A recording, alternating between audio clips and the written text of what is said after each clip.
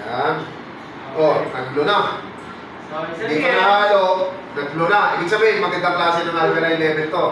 Tama? Okay. O, ayan po. Itong isa, paborito ng lahat. Sprite siya. Sprite ba ito? No, Sprite. Sprite.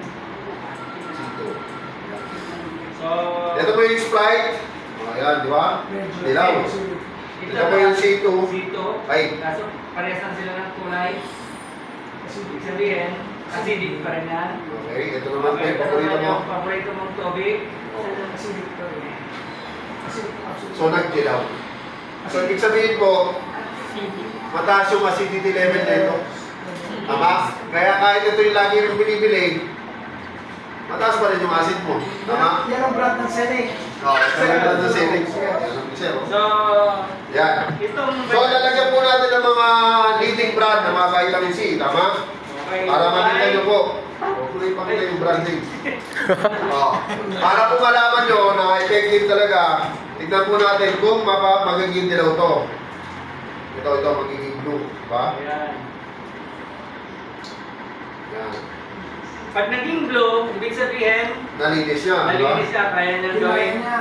Kinain niya, di ba? Wala, hindi nagbago. Wala. Oo, dilaw pa rin. Ayan. So, ito, Ito po yung mga leading brand, ha? Mabibigay sa mercury. Okay. Generic. Ayan. Dilaw pa rin. ano pa rin. Hindi nagbago.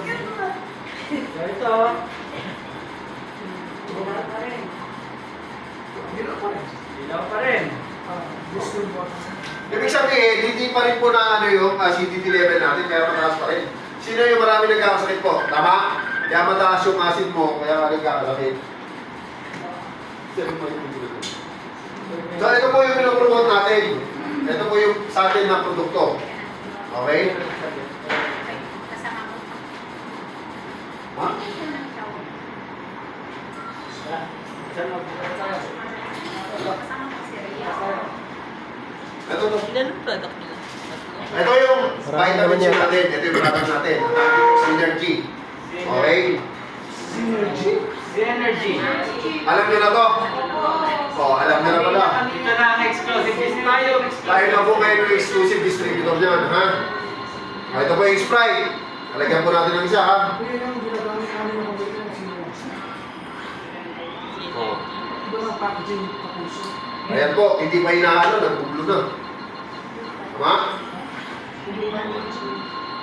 Pero siya pa rin. Nagbulo na. Tama? Yung Sprite. Ibig sabihin, wala na yung acid level niya. Okay.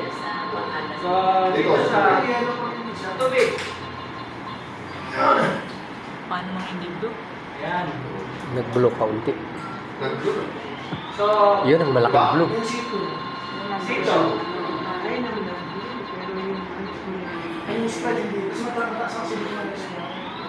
Kaya naman ang kaya huwag makainom ng Coke, Ayan. mag-enjoy kasi natin. Na po kayo mag-iinom ng kung ano-ano. Hindi, ang mataas ang silikon ng silikon. Oo, malakas ang acidity nito pero may nagbulo na po siya ng konti. Tama? Nag-iba na po yung kulay na. Tama? Eh paano pag ito pa yung nilagay? Ito na po yung COVID. Okay. So, this Tama? is This is the highest ng acid level. 1,000 times the acid level. Ito natin lalagay, ha? Patakan natin ng isa lang. O, isa, dalawa. O. Lakas, diba? Dilaw na dilaw. Lakas. O, paano pag ito yung ginamit natin kung ano, maliting brand? Kaya ba? Kaya ba na leading brand? Pagalingin ka? Ano leading brand mo? O. Wala. Dilaw pa rin. Okay. So, Tama? try natin to. Nagano pa sa?